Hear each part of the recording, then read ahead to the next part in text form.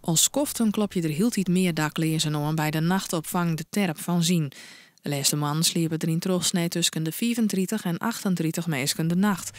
Wils dat er een ierlien nog zo'n 28 wienen. De economische crisis is oorzaak nummer 1. We zien ook dat bij bezuinigingen bij onze collega's dat er toch wel mensen op straat terechtkomen die noodzakelijk gebruik moeten maken van de nachtopvang. We hebben op een gegeven moment de tijd gehad dat mensen een eigen bijdrage moesten betalen, bijvoorbeeld voor de GGZ. En je ziet toch dat een groep mensen daarvoor kiest om dat niet te doen en daardoor juist met meer problemen op straat komen en dan aankloppen bij de nachtopvang.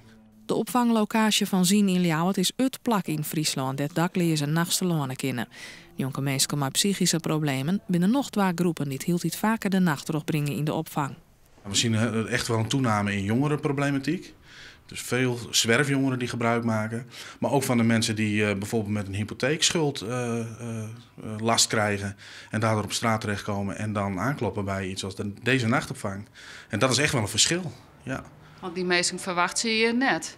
Nee, wij kregen hier over het algemeen gewoon multiproblematiek, noemen we dat. Mensen die dus van beide kanten eigenlijk problemen hadden. En dit is vaak enkelvoudige problematiek. En dat is wel bijzonder. Zien verwachten dat het tal daklezen de komende tijd nog meer toenemen zal.